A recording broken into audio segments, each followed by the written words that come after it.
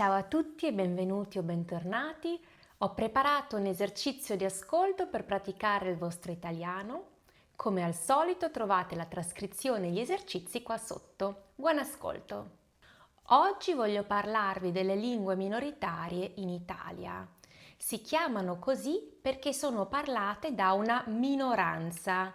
Questo significa che sono parlate da una piccola parte della popolazione. Non so se lo sapete, ma la Costituzione italiana tutela queste lingue minoritarie. La legge 482 del 1999 riconosce 12 lingue ufficiali minoritarie parlate sul territorio nazionale italiano. Le lingue minoritarie in Italia esistono per diversi motivi storici e geografici. Prima dell'Ottocento l'Italia non era uno Stato unito, ma era composto da diversi regni e ducati, ognuno con una sua varietà linguistica. In molte zone l'isolamento geografico ha garantito la conservazione di dialetti e lingue locali. Inoltre, nei secoli, diversi popoli hanno dominato alcune zone della penisola, come i Normanni, i Francesi, gli Austriaci, gli Spagnoli, e hanno lasciato delle tracce nella cultura e nella lingua. Inoltre, alcune lingue minoritarie sono parlate in zone di confine, come ad esempio lo sloveno. In passato in queste zone convivevano popolazioni di stati diversi e si influenzavano a vicenda. Le lingue minoritarie vengono tutelate in diversi modi. Ad esempio, vengono insegnate in modo facoltativo a scuola.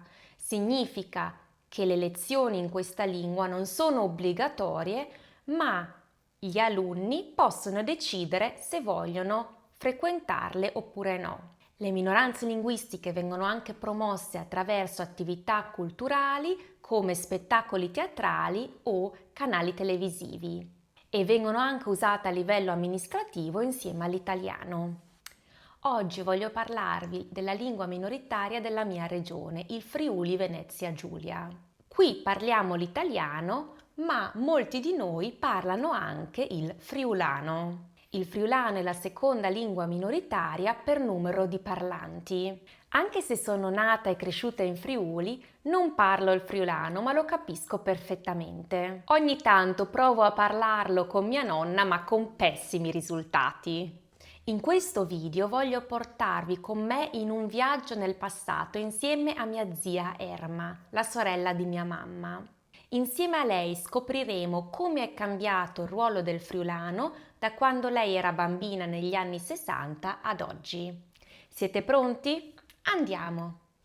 Ciao zia, che bello averti qua oggi insieme a noi. Grazie che ti sei presa il tempo per farti questa chiacchierata. Il piacere è tutto mio e di Birba, Che è il nostro ospite d'onore la nostra oggi. mascotte. Oggi vogliamo parlare insieme a te del tuo rapporto con il friulano.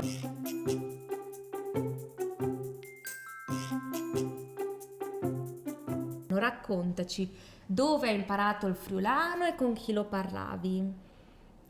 L'ho imparato in famiglia dove si parlava esclusivamente in friulano e lo parlavo con i genitori, i nonni, tutti i parenti, i vicini di casa, con i paesani, cioè si parlava esclusivamente in friulano. Solo in alcune occasioni ufficiali, diciamo, tipo negli uffici o nei negozi, quando si andava a Udine, però in città, si parlava in italiano. Ma quando hai imparato a parlare l'italiano? L'italiano l'ho imparato andando a scuola, prima alla scuola materna, poi alle elementari, e abbiamo imparato pian pianino la lingua italiana, a scriverla e a parlarla. Inizialmente si facevano parecchi errori anche di ortografia, perché la lingua friulana ha delle cadenze diverse, delle doppie diverse, per cui si facevano molti dettati proprio per imparare a scrivere correttamente. Ma tu quando sei andata a scuola capivi l'italiano? Sì, si capiva l'italiano perché comunque si aveva occasione di ascoltare la lingua italiana. Però la tua lingua materna è il Sì, friulano. la lingua madre era il friulano. Quindi diciamo che come noi oggi impariamo l'inglese a scuola, la zia e anche la mamma di sicuro, Sì, voi avete imparato l'italiano come seconda lingua. sì.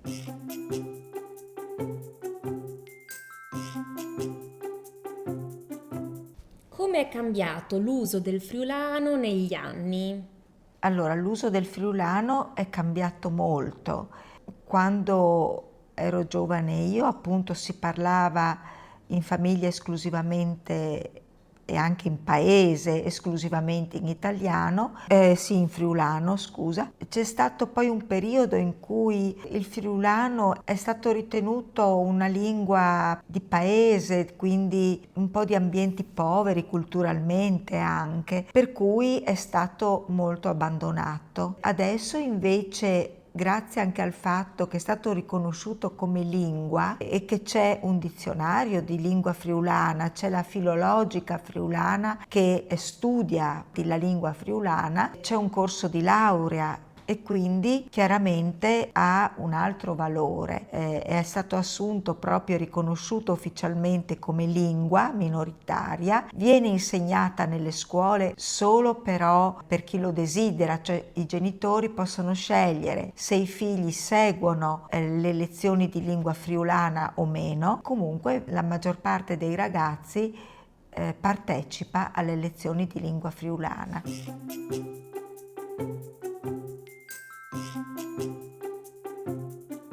Zia, perché tu e lo zio e i nonni, perché voi parlate il friulano e ad esempio io e Martina, tua figlia, non lo parliamo? Io capisco perfettamente il friulano, però rispondo sempre in italiano se qualcuno mi parla in friulano.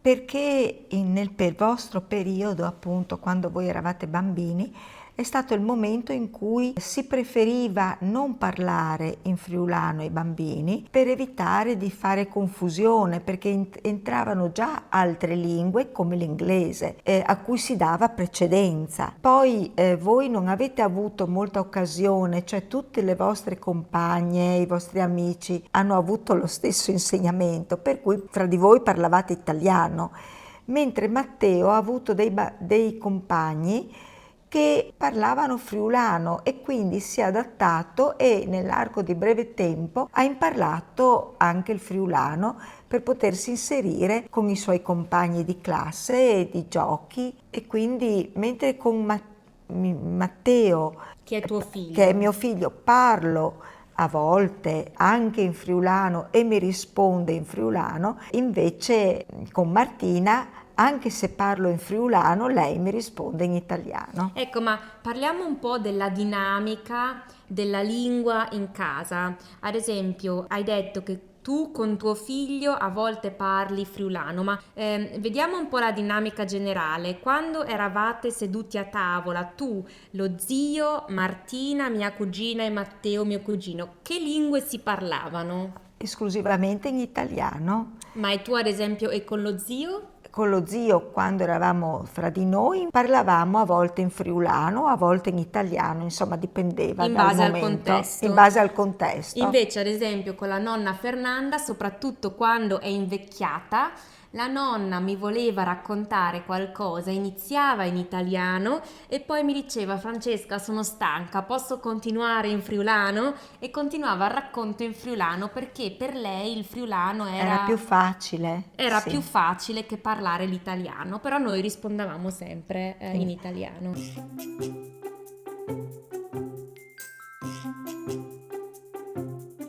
Quindi zia, a scuola, quando possono i ragazzi studiare il friulano? A che età?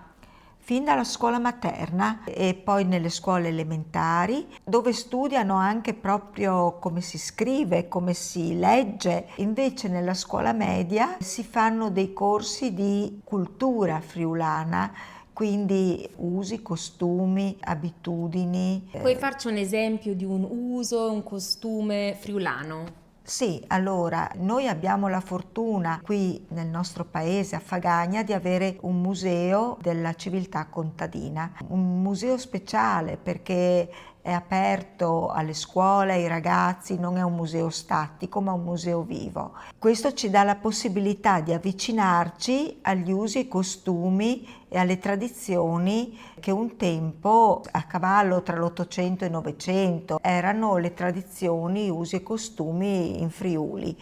Ad esempio alla produzione delle farine e quindi il mulino e la panificazione, la lavorazione del mais e della polenta, che è uno dei prodotti tipici del Friuli. Ad esempio la tradizione del Nadalin, ce la puoi Sì, spiegare? il Nadalin viene fatto sotto Natale praticamente. Una volta veniva messo sul fogolar, che è una specie di caminetto al centro della casa molto grande, aperto, un caminetto aperto molto grande, dove veniva collocato un ceppo, cioè un grosso pezzo di legno di gelso, e doveva essere mantenuta viva la fiamma per tutto il periodo delle feste. Si iniziava il giorno prima di Natale perché doveva scaldare Gesù bambino, tenere caldo la culla, e si finiva con l'Epifania. Quindi questo ceppo di legno veniva acceso il 24 e veniva mantenuto vivo ogni giorno con nuova legna Certo, con nuova fino legna al fino 6. al 6 di gennaio. Va bene. E si chiama il Nadalin Nadalin. perché era appunto la festa per la festa di Natale.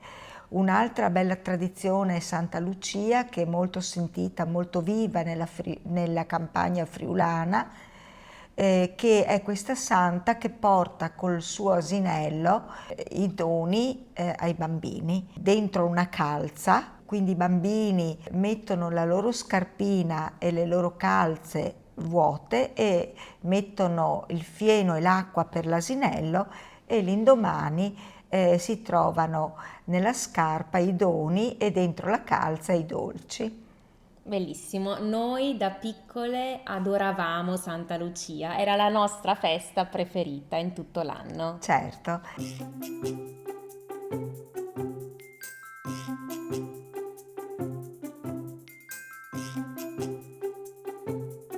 Allora, zia, facciamo un esperimento. Adesso la zia ci racconta qualcosa in friulano e vediamo cosa riuscite a capire di quello che dice. Vedrete che è una lingua molto diversa dall'italiano, anche se alcune parole si possono capire. Zia, magari ci racconti di qualcosa che fate a scuola insieme ai ragazzi in friulano? Sì, volentieri a scuola, a scuole, in Furlan, e fasin ad esempio il telegiornale in Furlan. È un'attività teatrale in cui i frus di terze medie che finissin il ciclo di studi e tachin le superiori e alle fin dall'anno e produgin un piccolo filmat simpatico in cui è chiacchiare sol furlan. Due si mettono in gioco, anche se lo sanno magari poco, e fanno che i piccoli sketch che poi vengono registrati e trasmettuti alle feste des terces medies, in cui si chiattin i frus di scuole che finissin, gli insegnanti e i genitori per salutarsi, e naturalmente le musiche e sono i genitori e fanno le griglie e quindi si festeggia in questo modo. Quindi è una grande festa. Una grande fiesta. E si celebra anche, si fa festa anche in friulano. Sì, bello. Anche in Furlan. Bene. Cosa avete capito? Fatemelo sapere.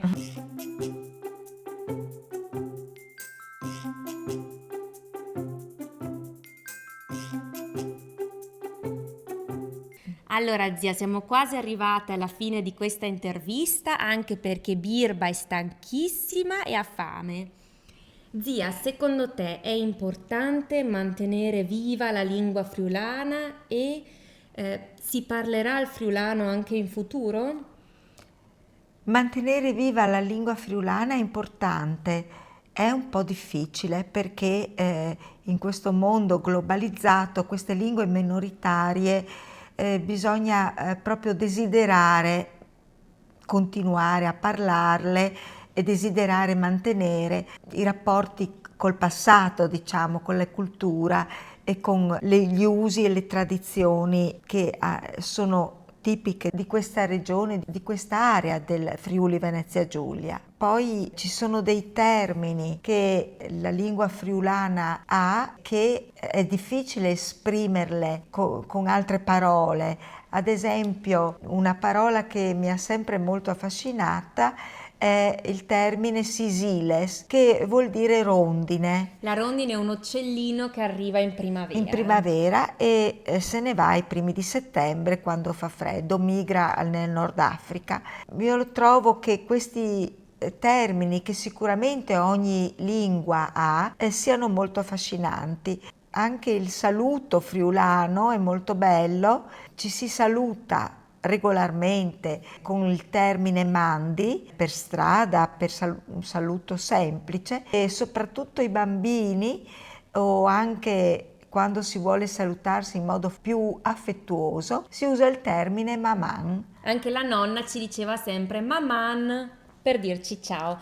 E il termine mandi, questo saluto, si usa con le persone che si conoscono, ma anche con le persone che non si conoscono. Sì, mandi deriva dal latino, tra l'altro, no? Mandie è un augurio, mane die, cioè che le cose vadano bene. Ah, ok, quindi mandi che le cose vadano bene. Sì. Quindi speriamo che il friulano rimanga vivo, che queste parole speciali si mantengano nel tempo. Grazie zia per questa chiacchierata, per il tuo tempo e ci salutiamo con il tipico saluto friulano. Mandi. Mandi, maman. Spero che vi sia piaciuta questa chiacchierata con la zia sul friulano e la sua importanza nella nostra regione. Non dimenticate di cliccare mi piace se vi è piaciuto questo video e di iscrivervi al mio canale per vedere più contenuti per imparare l'italiano insieme a me. Grazie per essere stati con me oggi, ci vediamo presto. Ciao!